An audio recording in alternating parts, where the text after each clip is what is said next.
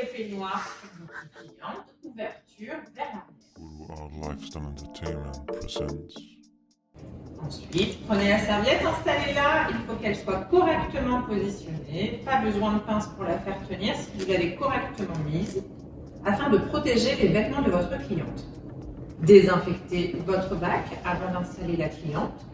Pensez à bien ajuster la hauteur du bac pour un meilleur confort. Vous êtes bien installé? Brossez la chevelure de votre cliente après l'avoir désinfectée. Avant de mouiller les cheveux de votre cliente, testez la température de l'eau dans le creux de votre poignet. Mouillez la chevelure en commençant par l'avant, puis les côtés et enfin la nuque, en faisant très attention à ne pas mettre d'eau sur le visage de votre cliente.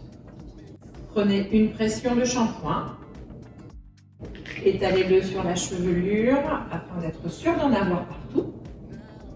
Et vous allez pouvoir commencer à faire votre shampoing après avoir rajouté un petit filet d'eau afin d'émulsionner votre shampoing. À l'aide de vos phalanges, de votre bout des doigts, vous allez pouvoir commencer à frotter. N'oubliez pas la nuque, endroit très important dans le shampoing. Je fais soulever la tête de ma cliente. Pas trop énergique pour ne pas sensibiliser le cuir chevelu de votre cliente.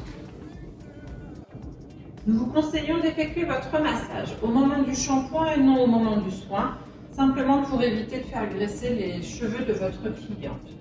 Massage, mouvement circulaire, de haut en bas. Vous allez pouvoir faire votre premier rinçage, protéger la bordure du visage de votre cliente en positionnant vos doigts en gouttière au-dessus des oreilles également. Rincez bien en soulevant les cheveux de votre cliente.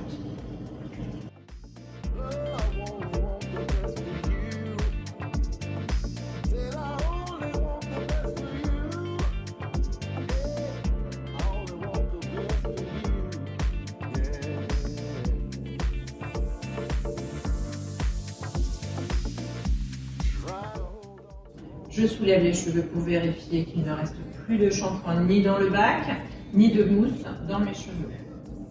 Je décide de faire un soin sur ma cliente. Je vais donc essorer les cheveux à l'aide d'une serviette propre.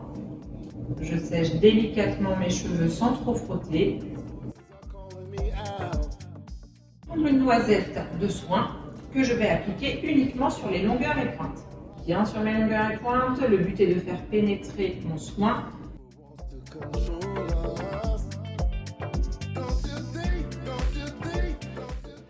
Et je vais venir démêler en commençant par le bas. Je fais bien attention à ne pas venir mettre trop de soin sur ma racine, sur mon cuir chevelu pour éviter de graisser mon cheveu. Selon la notice d'emploi de mon produit, je laisserai poser plus ou moins longtemps et je rince. Je n'hésite pas, je demande toujours la température de l'eau à ma cliente. Je fais également très attention à ce dernier rinçage de soin pour ne pas alourdir mon cheveu lors du brushing. Il faut pouvoir le travailler plus facilement. Il faut que mon soin soit complètement rincé. N'hésite pas à soulever mes cheveux pour bien rincer.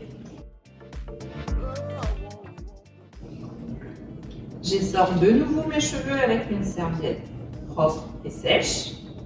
Et ensuite, je démêle les cheveux de ma cliente.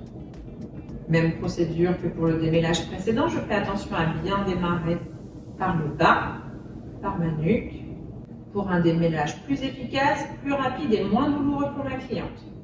Une fois que j'ai terminé, je vais demander à ma cliente de se redresser et je vais nettoyer mon bac et le désinfecter pour la cliente d'après.